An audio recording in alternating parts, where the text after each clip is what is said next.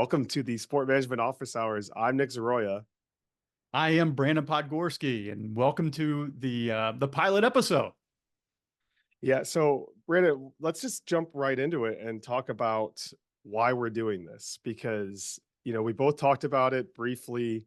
This has kind of been a brainchild of both of us, and we kind of feel that there's a need or a missing gap here in information for students, especially in the sport management field. So, why don't you go into a little bit about why we're doing this and what we hope to achieve?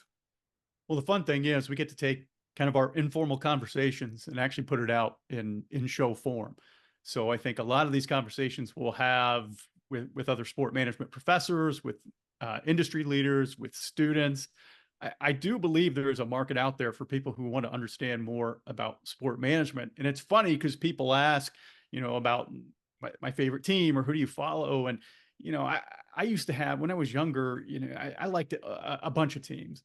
And now I'm so much more interested in what's going on the business side. There's only one team that I really kind of live and die with, and that would be the Cubs, which is unfortunate this year.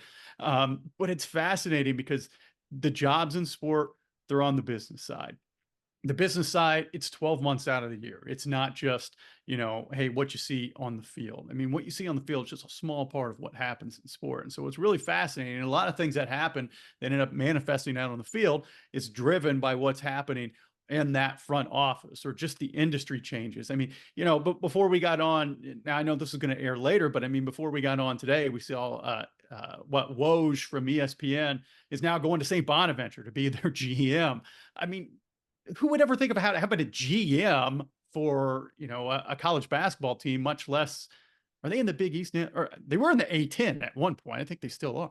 So, the industry continues to change. And I think it's fascinating what's happening on that business side. And again, we're bringing these conversations that we see in higher ed, in the sports industry that we have with our students, bring them to light and maybe give people a different kind of look on what happens in sport. Yeah, and unlike you, I do root for teams. I still do that. I'm not jaded enough, or however you want to look at that. I am a Detroit sports fan and a U of M fan at heart. So being located just north of Ann Arbor, like it comes natural. And as an alum, it comes naturally to follow Big Ten. But I do like you. I root for those teams only, and then I go very broad and just look at the industry. And I Yep. think what's unique about our shared experiences is that you can go into your background a little bit, but I've been a high school AD. I've been a high school coach, a college coach. Yep. I've worked in digital media. I've been a journalist for or a beat writer for a pro sports team. So we have all of these experiences that obviously we use in our classrooms. And by no means are we some self-proclaimed experts in the field. We're just two guys that have a lot of random experience that we want to help people kind of figure out this journey. Now, I think it's two-sided, right? And I think that's the main point of this podcast was on one side, it's 100% to help students figure out their journeys, their paths, even people that maybe that are already graduated that are still just looking for advice. But Mhm. on the flip side, sport management as a field, how do we help other people learn from each other? How do we bring people together? Some of our guests will be professors, some of them will be industry people. Like how do we do both sides of this for the student and for the professor? And I think that's what is missing in our field, and I think that's the gap that we're trying to fill. Yeah, and I'm glad you talked about your practical experience before we really jumped in.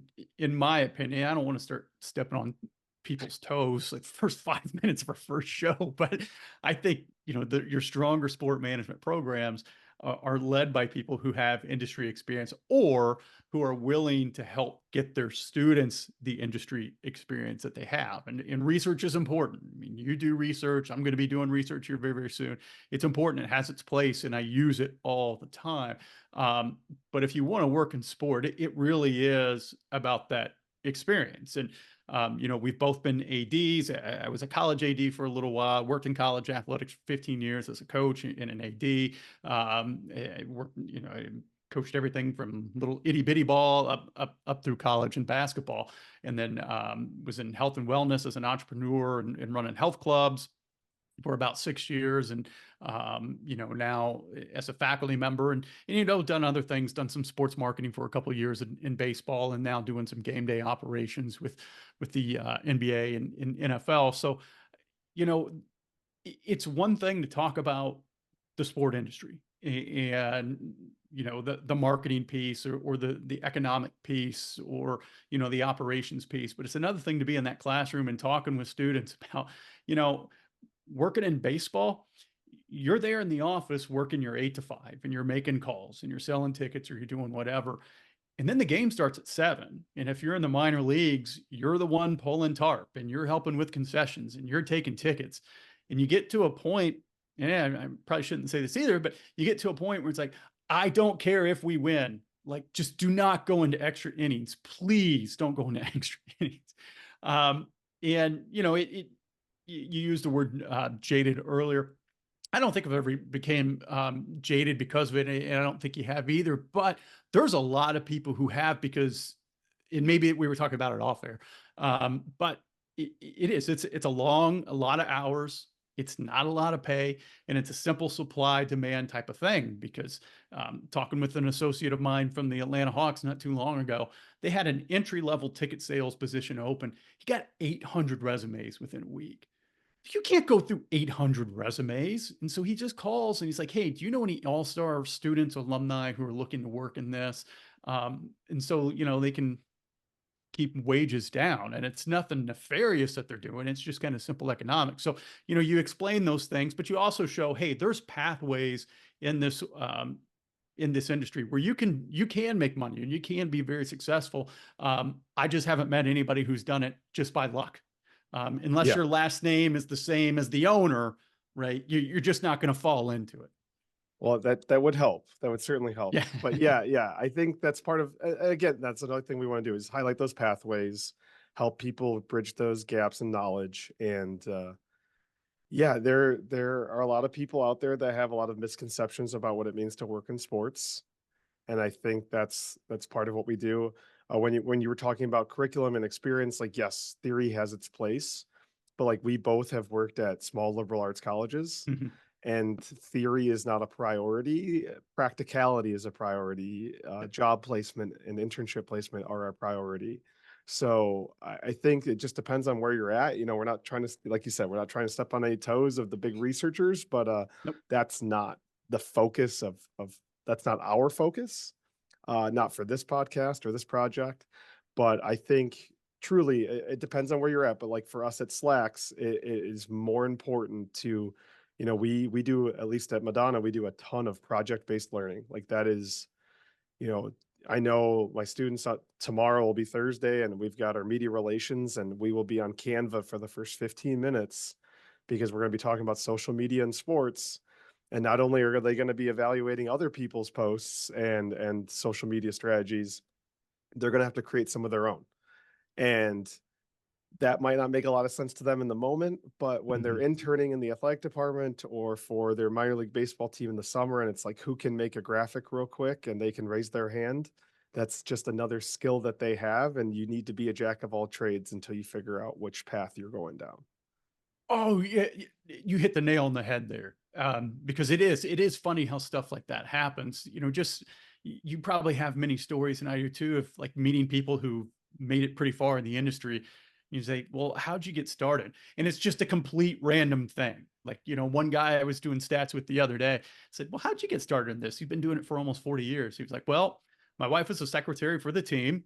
The guy who called defense, he called out sick. So she said, hey, she called me, said, get over to the stadium. I need you to do this. Like, I've never done this before. I don't know what I'm doing. Mhm. She's like, yeah, you understand football. Just come here and you're going to call all the defensive plays. 40 years later, he's still doing it now. And he's had a lot of other just amazing opportunities open up because of that. And I think what you said is really important for students to hear. Like, the word no cannot be in your vocabulary. There's no job beneath you. Get experience everywhere you can. Like, I use social media. I'm not an expert. It's not what drives me. Like, I don't want to be in digital creation, but I'm thankful that I have those tools. So if something comes up whether it be in my full-time job or, down the line where, hey, can you cut this video real quick and overlay some music or something? Yeah, I can do that. And that might open up some other things, maybe not necessarily on that digital space, but just, hey, this guy's got a lot of experience. He can do things quick. He's got a yes attitude. I'm going to remember that when something opens. So it's something I always try to hammer home to my students. Yeah, absolutely. I met an NFL GM who got his start because he was the roommate of a football manager at the college, and he ended up becoming a Yep. manager, went to law school, worked for Bo Schembechler at U of M. So they knew he knew football, but they also knew he had a law degree. And all of a sudden, the Lions need somebody to take care of some legal things and with their new stadiums, and boom, career. Yeah. So you never know how it's gonna pan out. So that kind of leads us to our first real segment of our favorite ideas or our best ideas. And so with this segment, the entire idea behind it is that we share what we are very proud of, or what is our favorite thing that we've done.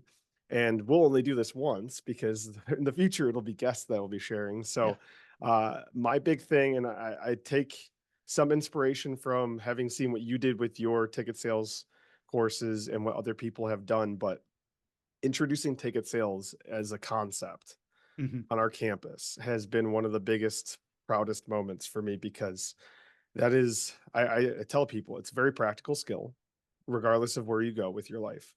And two, you will be able to network. That is where a lot of people get their foot in the door. People love to say like, "Oh, I want to be a GM, I want to be an agent, I want to do this, I want to do that." But in the reality is like there's no really clear path to those things.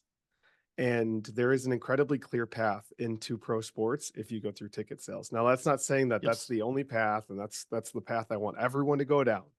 But I'm very proud for us introducing that. We immediately got partnerships with the Lions, with USA Hockey. We're doing site visits last week. We're at Ford Field. We're getting a training from one of their directors.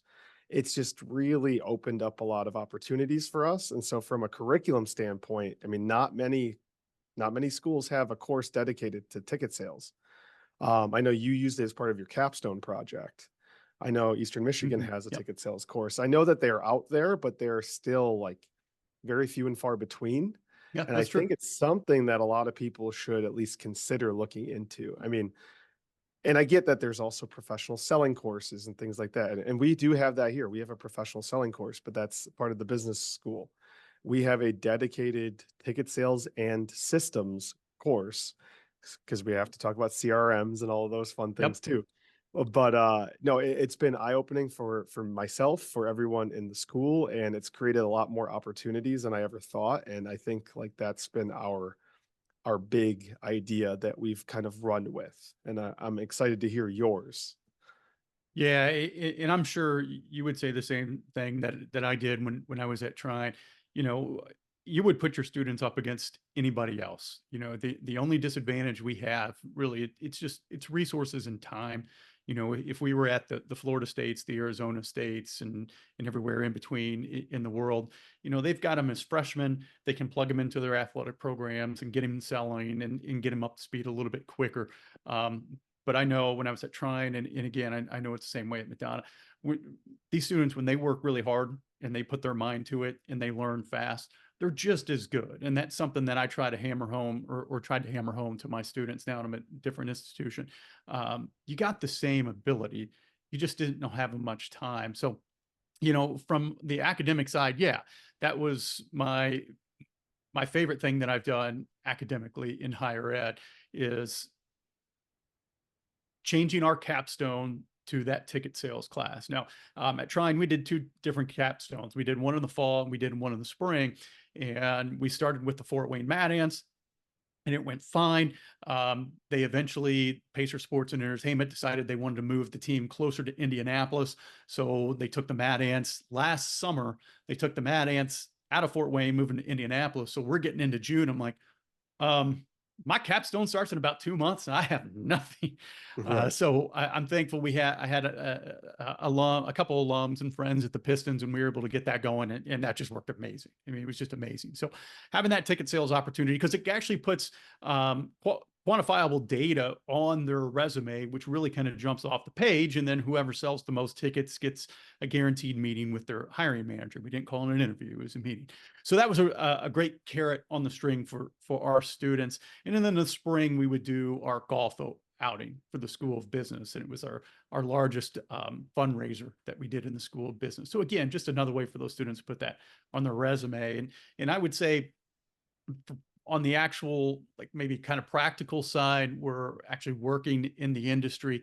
I think maybe one of my proudest things that I did, I was coaching at a junior college down in Albany, Georgia, kind of this tri-state area with Alabama, Florida, and Georgia, and coaching women's basketball as an assistant down there. And our head coach got fired, and they named me interim, and then they hired a permanent head coach who had a ton of experience. She played at Tennessee and was an Olympian and all these things. And our second year there, we take the team to the national championship tournament. So that was amazing. But I think the most amazing thing about that was the academic success those students had, because we're coming from a very impoverished city down there in Albany, Georgia. It's high in crime, and just seeing these girls be able to have a GPA of 3.0 and higher.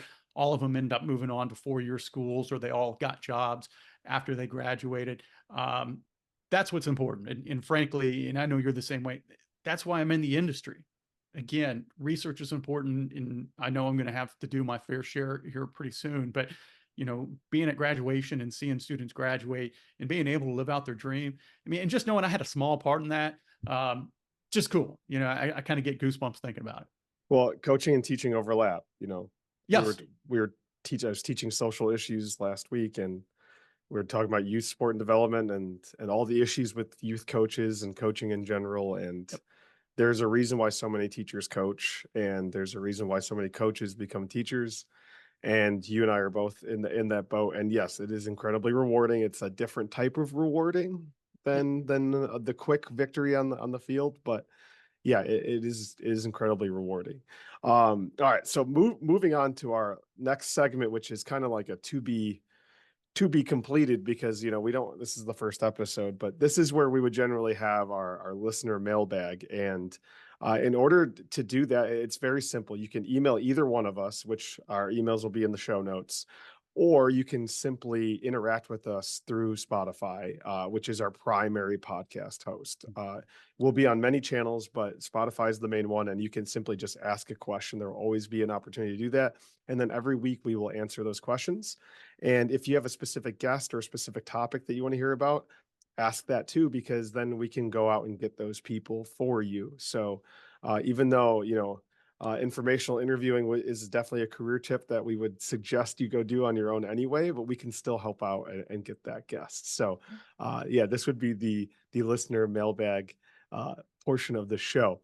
And then our final session is going to be the career tip of the week. And so we talked about it briefly off air. The tip this week is pretty simple, and it's start now, don't wait. And I don't know about you, but at Madonna, at a lot of small liberal arts colleges, a lot of sport management majors are athletes, and so they do Mhm. push and delay their internship experience, their volunteer experiences. And there is a stark contrast between those student athletes and the non-student athletes in terms of how prepared they are going into senior year in terms of experiences. Because they just simply, you said time is such a valuable thing, right? And that's something we lack at these smaller schools. So those students in particular have less time because they're just, they have so many things that they're going on. The point is you can't wait. I mean, we lay it out in our intro to sport management freshman year. Here's your 4-year plan. You should be at least volunteering your freshman year, getting out there, meeting people, interviewing people. And sophomore year should be doing this, junior year this, so that it's stackable. So that by the time you're a senior, you're not for the first time applying for an internship with a pro sports team with nothing on your resume. Yep. Instead, you've built that up over time. I've worked at these events, I've volunteered here, I've worked for this minor league sports team, and we build that up so that you have a tangible set of credentials that make you stand out amongst other people. And I think far too many people wait till their senior year, try to get a good internship, are shocked that they don't get one, end up working in the athletic department or something like that, wherever they can find work, and then are shocked when they don't have a job coming out of college. And I'm not saying it's all your fault. I am saying that those that listen and start early have much higher success. Yeah, I always say there's three things you have to do if you want to work in sport, and you nailed the experience part of it. But one, you got to make sure that you match your skills with what's actually demanded for the job that you want. So, to go back to social media, if you want to run social media campaigns for, selected team, whatever it would be, well, then you're going to need to have those skills. Are you familiar with the Adobe platform? Photoshop, maybe, Canva. It's a free resource, but something that's actually turned out to be quite useful. Do you understand about SEO? Have you done all these things? And so what I have my freshmen do, or had my freshmen do, is say, okay, find your dream job posted on Teamwork Online or Work in Sport, whatever. Okay, what are the skills that you need? Like, okay, you've got 4 years to get these skills. Go. And usually they just kind of look at me like, okay, like, now? Yeah, now, just go. And so that's one. And then two is the experience part. And you said it so well, so I don't have a lot to add. But the one thing I would say is that you talked about volunteering. And I think kind of students recoil at that because they feel they have to work or they have to intern. Volunteering counts. I mean, some of the greatest opportunities I had when I was in college working in sport was just because volunteering. I mean, just meeting people and networking. I got to work the Final Four one time and was the golf operations coordinator for a charity golf event. Had no clue what I was doing. I just raised my hand and said, "Yeah, I'll volunteer and do it." So those are just great opportunities. And then the third one, you got to network. My freshman year down at IU, 1998, I'm taking my first intro to sport management marketing class, and our professor said something I'll never forget. He said, "It's not about who you know. It's not about what you know. It's not about who you know. It's about who knows you and who likes you."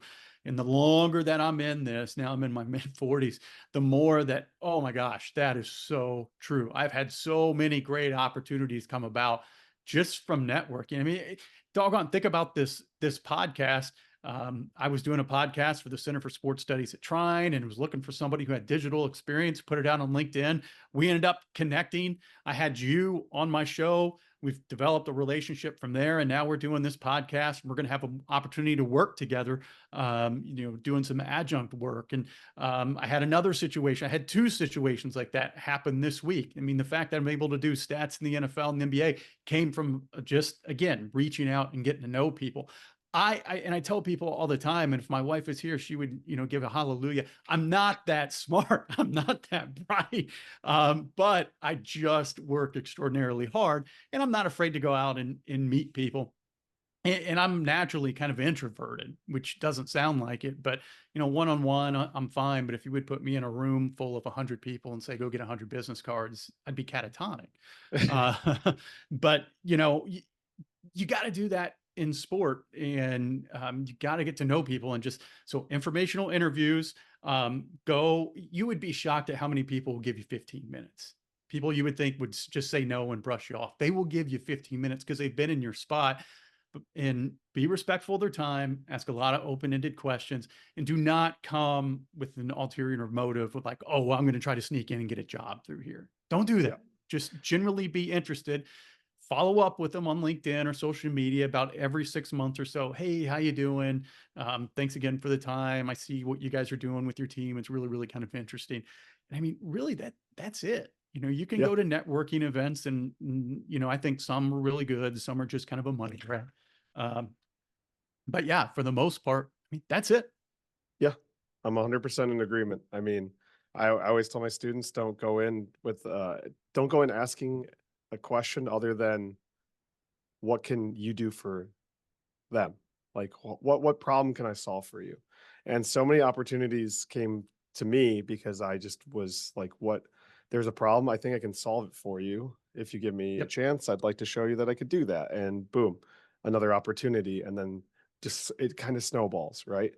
Like I get to be the assistant coach for the Bulgarian national lacrosse team, not because I mean, sure, decent enough lacrosse coach, but like that in itself does not give you that opportunity. It's networking. It's a student that I recruited 6 years ago is going to be the head coach. And they reached Wow. out to me because again, just building that network, like you just don't burn any bridges. Say yes as often as you can in the beginning of your career. You'll learn to say no later. That's a very important skill that you'll learn later in life as you try to take control of your life. But yeah, it's all great advice, and start now, don't wait. And that kind of brings us to the end of this initial pilot episode. Next episode we're going to welcome Dr. Josh Greer from Cumberland University. He's going to discuss experiential learning opportunities. So, for instance, he takes students to work the Super Bowl pretty much every year, as far as I understand it. And so we'll break Mhm. down how he does it, how it works, and if you're an academic, how can you maybe set up something similar? And if you're a student, how can you get involved in something like that? Because I've personally seen a lot that are very expensive and that I may be shy away from and say, like, I don't think 2 grand is worth that, you know, on your resume. I don't think it means as much as working 10 events locally that are free to work. So I think there's a plus and minus, and I can't wait to talk to Dr. Greer about that. And again, we'll approach it from both sides, right? Like how can students take advantage, and how can academics maybe set something like that up? Yeah, I look forward to talking about that because both you and I have done that at our respective institutions. And, there's quite a bit of work on the faculty side. Um, but you're not going to have a better impact for your students for doing that. And there's certainly not a shortage of programs and organizations that, like you said, you could pay a few $1,000s and be a part of, and they have their place. And there's a few that I believe in and work with and sent students to. But boy, you know, we didn't have a mailbag this week, but if we did, or if I was just going to give you a question, I might say, if I'm a student or a parent looking to go to a school for sport management, what would you look for, or what questions you would ask? And I think that would be one of the ones that I was always shocked that parents and students didn't ask is, um, what am I going to do here? Like, Yeah. What what groups do you experience work am I with? going to What get? teams do you work with? Exactly. I have Yeah. gotten that a handful of times, and I'm like, I'm almost caught off guard because I'm like, no one asks that question. That's a Yeah. good question.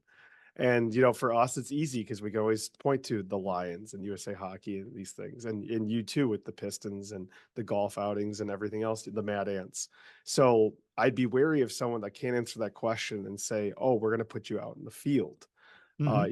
For example, our facility management course is taught by a former Parks and Rec director who takes people on site visits. We have it capped at 20 because he said I can't do a good job giving tours of these facilities and having these conversations with more than 20. And so we're like, fine, 20 it is, whatever you need. And they're going out and they're doing it. And that's the whole point, right? So yeah, that's a great question. And if you're at a program that isn't doing those things, maybe ask why. And maybe it's not too late to get something like that going. Yeah, and again, if you take nothing away from this podcast episode, I'm sorry if I sound a little bit weird. I've already had my first fumble where I've knocked my mic over. Sound good to Uh, me. yeah, okay. Ask how will my student, or if I'm the student, how will I get that experience? What do you do? And I'm always fascinated by how smaller institutions like we were in, how we're creative in doing that. And again, I always wished I was one of our flagship institutions kind of in Indianapolis, because where I have everybody in the backyard, or if I had a D1 program like they do in Bloomington or West Lafayette or wherever, because you got them there. But you lose, and again, I'm not bad mouthing anybody at all. I just think you lose some of that personal touch with the faculty. So if you go somewhere smaller and you've got that personal touch with the faculty, well, what are they doing to actually try to move the ball forward on your student's career? So, keep that in mind. If you're a student or a parent, you're the customer. Ask questions. What are we going to get out of it? If your only thing is, well, I just want to come and play 4 years of D3 football and rack up $100,000 in debt to say that I did it. All right, well, that's fine, but you may not have a job in sports lined up for you after you graduate. Absolutely. Well, that's it for episode 1, Brandon. I think we did a decent job. So until next week. And oh yeah, we should mention this will be a bi-weekly Yeah. podcast. So, we have lives, we have people to take care of, and we've got classes to teach. So this will be bi-weekly, and I hope you enjoyed it. And if you did, leave us a note. We'll have socials on LinkedIn and X, and probably YouTube as well. So until Well, next time, we'll see you. all right.